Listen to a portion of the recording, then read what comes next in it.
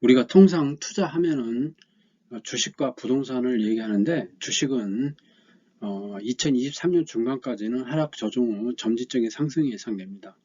그렇지만 이제 신성장 산업 중심으로 2차전지, 수소, 반도체, 바이오, 천연가스는 점진적으로 상승할 것으로 예상하고 부동산은 그동안에 6년, 7년의 대세 상승을 접고 부동산은 이제 2025년 중반까지는 하락 조정 후 바닥을 다진 후에 점진적으로 상승할 것으로 예상합니다. 2020년도, 2021년도에 너무나 급격한 부동산 상승에 대한 조정 국면을 이해되며 향후에도 서울 재건축, 리모델링이 활발한 진행이 전망됩니다. 원달러 환율은 미국 금리 인상에 따른 달러 초강세 영향으로 2023년도까지는 점진적인 상승 후 하락 안정화될 것으로 예상됩니다. 그럼 우리가 가치와 가격에 대해서 이해할 필요가 있습니다. 가치는 장래 편이고 현재 가치입니다. 즉 현재 가격이죠. 가격은 실거래액으로 과거의 값입니다. 그리고 객관적으로 구체적으로 누구나 알 수 있는 게 가격입니다. 가격의 기초며 가치이며 가치가 화폐로 표시된 것이 가격입니다. 근데 가격은 오르고 내리고 이렇게 하죠. 원칙적으로 수급에 따라 변동해가지고 일시적으로 가격은 가치로부터 괴리가 될 수가 있죠. 가치는 100인데 가격이 50이 될 수도 있고 가격은 200이 될 수도 있겠습니다. 가치가 상승하면 가격도 상승하고 만약에 화폐 가치가 상승한다면 가격은 하락합니다. 현재 국면이죠.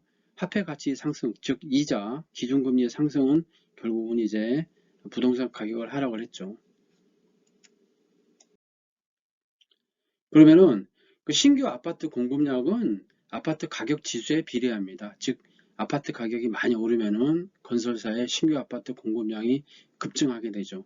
특히 우리가 모르지만은 2019년도, 2020년, 2021년도에 아파트 공급량은 굉장히 많았습니다. 특히 경기도하고 인천 지역은 엄청난 물량을 쏟아내고 있습니다. 그래가지고 현재 최근 정부에서 부동산 규제 지역을 이제 경기도라든지 뭐 서울 기타 여러 도시가 있었는데 서울, 과천, 성남 일부 지역, 하남, 광명만 유지하고 나머지는 싹 풀었습니다.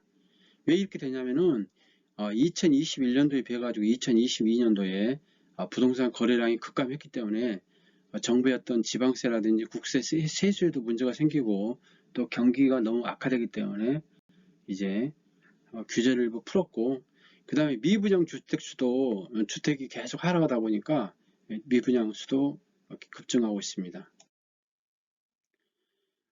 현재 현 정부의 향후 5년간 주택 공급 규모는 약 270만 정도 예상하는데 서울의 경우에 재건축 재개발이 24만 건, 공공택지가 5만 건, 경기도는 재건축 재개발이 13만 건, 공공택지 57만 해가지고 약 수도권에서 99만 가구 정도 아파트 공급을 예상하고 있습니다. 재건축 재개발을 쉽게 하기 위해서 이제 완화책을 발표했는데 크게 봐가지고 5가지입니다. 첫 번째는 재건축 안전진단 기준을 완화해가지고 재건축을 쉽게 해준다는 거고, 두 번째는 재건축 부담금을 완화해주고, 세 번째는 인허가 기간을 단축하고, 네 번째는 이제 법률을 개정해가지고 전문성을 좀 강화하겠다는 겁니다. 그리고 80년대, 90년대 건설된 과거의 신도시에 대해서 재건축을 쉽게 할 수 있도록 이렇게 마스터 플랜을 내년 2024년도까지 작성하겠다는 겁니다.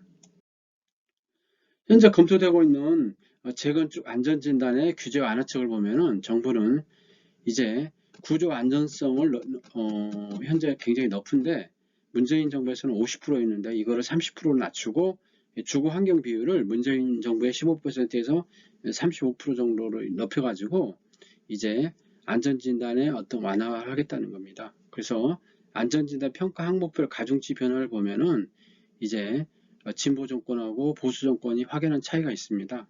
진보 정권은 아무래도 이제 어떤 규제 강화를 통해 가지고 전세 가격 안정화를 이렇게 유도하는 반면에 윤석열 정부나 보수 정권에서는 이제 공급 시장의 어떤 부족한 아파트 공급을 통해 가지고 시장을 안정화시키고 이제 경기를 부양하는 걸 목표로 하고 있습니다. 서울에서 재건축 아파트가 많은 지역은 아무래도 강남 서초, 송파 지역이고 송파가 11만 가구, 강남도 11만 가구, 서초가 8만 가구 이렇게 해가지고 거의 한 30만 가구 정도 됩니다. 노원이 13만 가구 정도 됩니다. 그래서 서울시에서는 전체적으로 154만 가구 정도 되고, 그 다음에 주로 이제 30년 된 이상 아파트를 이제 대상으로 하고 있습니다. 이제 그 아파트 가격이나 일반 경기에 큰 영향을 미치는 게 기준금리입니다. 2022년도 금년 1월, 2월만 해도 기준금리가 1% 미만이었는데 현재 3% 정도에 이렇게 이르고 있고, 미국은 거의 이제 4% 정도에 다가가고 있습니다. 이제 금리가 결국은 이제 2배, 3배 올랐다는 얘기인데, 이 영향으로 굉장히 이제 부동산 경기는 악화되어 있고 실물 경기도 악화되어 있습니다. 인플레이션 물가를 잡기 위해서 어쩔 수 없는 조치라고 하지만은 이제 기준금리의 어떤 상승은 굉장히 부작용을 낳고 있습니다. 한국과 미국의 금리 격차를 보면은 현재 0.75에서 한 1% 정도 되는데, 한국은행의 기준금리 결정일이 11월 24일 예상되어 있고 미국은 12월 14일로 예상되어 있습니다.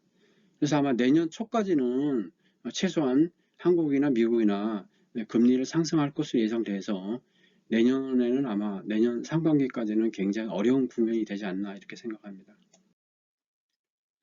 부동산 매매 거래량을 보면은 이제 패닉 바잉 후 1년이나 2년 정도 있어가지고 가격이 급격하게 빠진 경험이 있습니다.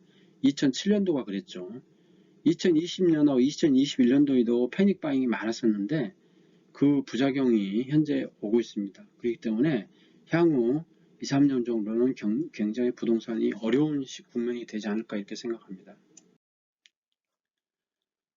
각 그 노태우 정부부터 윤석열 정부까지 그 어떤 그 부동산 정책에 대해서 이렇게 비교를 볼 수 있습니다. 그래가지고 이 어떻게 정책이 왔냐에 따라 가지고 이렇게 굉장히 바뀌고 있죠. 우리가 이제 중점적으로 봐야 할 거는 아무래도 이제 다른 것보다는 이제 금리를 봐야 되는데, 이제 1990년대 중후반부터 현재까지 그 금리가 거의 이제 뭐 1에서 뭐 0.5%도 있었죠. 뭐 비싸봐야 한 4%, 3%였는데 현재 금리가 거의 실세 금리가 8%, 9%까지 넘어가고 있고, 실제로 보면은 막 10% 이상대도 이렇게 되고 있기 때문에 과거에 20년간 겪어보지는 않았던 굉장히 큰 어떤 패러다임이 변화가 되고 있습니다. 그렇기 때문에 자산 시장도 굉장히 큰 변화가 있을 것으로 예상되고 있고 현재 그렇게 변화하고 있습니다. 가상자산은 폭락했고 그 다음에 부동산도 폭락했죠. 그 다음에 이제 주식시장도 거의 한 3,300, 3,400까지 갔다가 약 1,200포인트 빠지고 일부 지금 한 200, 300, 400포인트 회복을 했는데 향후에도 그렇게 낙관적이지는 않을 것 같습니다. 아파트를 보면은 아파트는 사이클입니다. 상승기, 침체기, 회복기, 상승기 이렇게 반복하는데 현재는 상승기 다음 오는 침체기입니다.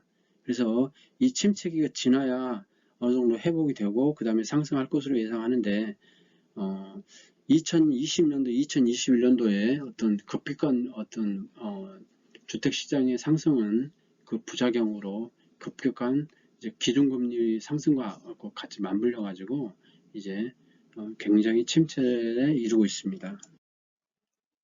코스피 월봉 차트를 보겠습니다. IMF 때 277포인트의 코스피 지수를 기록한 후 약 3,300포인트 이상 가는 약 한 굉장히 10배 정도, 10배 이상의 어떤 상승을 기록한 후 주가가 이제 현재는 하락하고 있습니다. 엘리어트 파동성을 보면은 5파가 완성되었고 이제 현재 A파가 조정받고 그 다음에 이제 B파의 어떤 일정 상승을 기록하고 있습니다.